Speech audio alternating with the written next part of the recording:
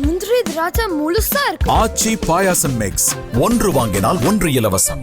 தேசிய கல்விக் கொள்கை, புதிய கல்விக் கொள்கை NEP பின்பற்றப்பட வேண்டும் என்பதுதான். ஏன்னா இங்கே பார்த்தீங்கன்னா பல்வேறு மொழியை சார்ந்த குழந்தைகள் படிக்கிறார்கள். அவர்களுக்கு நம்ம தாய்மொழி ஆங்கிலம், இன்னொரு மொழி அதை கற்றுக்கொள்வது மிக மிக அவசியமான ஒன்று. இதை ஏன் அரசியலாக்குகிறார்கள் தமிழகத்தில் என்று தெரியவில்லை. அதனால்தான் மரியாதைக்குரிய மத்திய கல்வி அமைச்சர் அவங்க சொன்னது, இதில் தமிழகத்தில் இதை அரசியலாக்காமல் இன்னைக்கு ரேவந்த் ரெட்டியை வச்சு ஒரு கூட்டம் கூட்டுகிறார் மரியாதைக்குரிய முதலமைச்சர் அவர்கள். ரேவந்த் ரெட்டி காங்கிரஸை சார்ந்தவர். காங்கிரஸை சார்ந்த அத்தனை தமிழகத்தை சார்ந்த தலைவர்களும் இன்னைக்கு கல்வியில் தமிழகம் தலை சிறந்து இருக்கிறதுக்கு காரணம் அடிப்படையில் காமராஜர் என்பதை அங்கே சொல்வார்களா? ரேவந்த் ரெட்டி அதை சொல்வாரா? ஏன்னா அதை கேட்குறேன்னா, அப்படியே காங்கிரஸ் திமுக அப்படியே சரண்டர் ஆயிட்டாங்க. ஆனால் இன்னைக்கு யார் எது சொன்னாலும் கிராமம் வரைக்கும் குழந்தைகளை பள்ளிக்கு வர வைத்து அவர்களுக்கு மதிய உணவு கொடுத்து அவர்களை உணவோடு கல்வியும் கொடுத்தது காமராஜர் அவர்கள். ஆக எல்லா மாநிலத்தையும் விட தமிழகம் கல்வியில் தலை சிறந்து இருக்கிறது என்றால் அதற்கு அடிப்படையில் அடித்தளம் விட்டவர், அஸ்திவாரம் விட்டவர் மரியாதைக்குரிய காமராஜர் அவர்கள். இதை அவர்கள் விட்டு கொடுக்க கூடாது. ஏன்னா இவங்க கூட்டணியில் இருந்தோன்னா எல்லா பேருமே அப்படியே திமுகவிற்கு கொடுத்து விடுவார்கள். அதனால் இன்று நான் ரேவந்த் ரெட்டியோடு சொல்றேன், கேட்டுக்கொள்கிறேன், இங்கே அடித்தளம் அமைத்ததற்கு காமராஜரை காங்கிரஸுக்குள்ள அடைக்க முடியாது. ஏன்னா அவர் இருக்கும்போதே இந்திரா காங்கிரஸ் அவரை உதாசீனப்படுத்த ஆரம்பித்து விட்டார்கள்.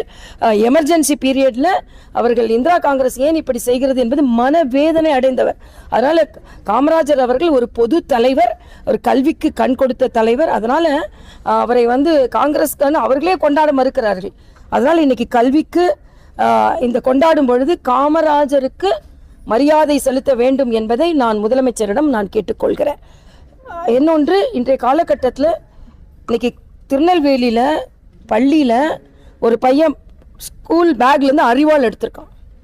அறிவாற்றல் மிக்கவர்களாக மாணவர்கள் இருக்கிறார்களா என்பதை மாறி அறிவாள் வைத்திருப்பவர்களாக மாணவர்கள் மாறிக்கொண்டிருக்கிறார்கள் திராவிட முன்னேற்ற கழக ஆட்சியில் என்பது கவலை அளிக்கக்கூடியது. நேற்று முன்தினம் பார்த்தோம், ஒரு சமூக நீதி ஹாஸ்டல்ல ஒரு குழந்தை நிர்வாணமாக்கப்பட்டு ரேக் செய்யப்பட்டது.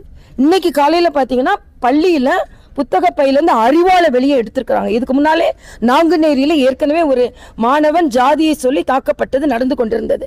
ஆக வகுப்பறைகள் வன்முறை அறைகளாக மாறிக்கொண்டிருக்கிறது திமுக ஆட்சியில.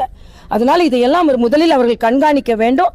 அதனால் நாங்கள் கல்வியில் சிறந்தோம் என்று மறுபடியும் ஒரு டான்ஸு, பாட்டு, உடனே ஒரு திரைப்படம் மாதிரி நிகழ்ச்சிகளை நடத்தாம அது நீங்க என்னைக்கு கல்வியில சிறந்தது தமிழ்நாடு என்று பெயர் எப்ப எடுக்க முடியும்னா புதிய கல்விக் கொள்கையையும் பின்பற்றி எல்லா மாநிலங்களுக்கு இணையாக தமிழகத்தில் உள்ள மாணவர்களை படிக்க வைத்து நான் கேட்கிறேன். இன்னைக்கு புதிய கல்வியில் சிறந்த தமிழ்நாடுன்னு நீங்க ஒரு கொண்டாட்டத்தை கொண்டாடுகிறீர்கள். தனியார் பள்ளியில கிடைக்கிற அத்தனை வாய்ப்பும் அரசாங்க பள்ளியில கிடைக்குதா? தனியார் பள்ளியில 3 மொழிகளை படிக்கிறாங்களே, அரசாங்க பள்ளியில மாணவர்களுக்கு அது கிடைக்குதா? தனியார் பள்ளிகளில் இந்த NEP என்பது அதிகமான தொழில்நுட்பத்தோடு கூடிய பயிற்சி, அது தனியார் பள்ளியில கிடைக்குது. அது அரசாங்க பள்ளியில கிடைப்பதை நீங்கள் கெடுக்கிறீர்களே. ஆக இன்னைக்கு அரசாங்க பள்ளிகளில் உள்ள மாணவர்கள் உலக இந்தியாவில் உள்ள அந்த ஒரு கணக்கெடுப்பு என்ன சொல்கிறது, ஆய்வு என்ன சொல்கிறது என்றால் தமிழகத்தில் உள்ள மாணவர்கள் என்ன அந்த வகுப்பிற்கு ஏற்றால் போல் கணக்கு போடுவதோ கூட்டுவது கழித்துவதோ இன்னும் அவர்கள் பயிற்சி இல்லாதவர்களாக இருக்கிறார்கள் என்று தெளிவாக சொல்கிறது.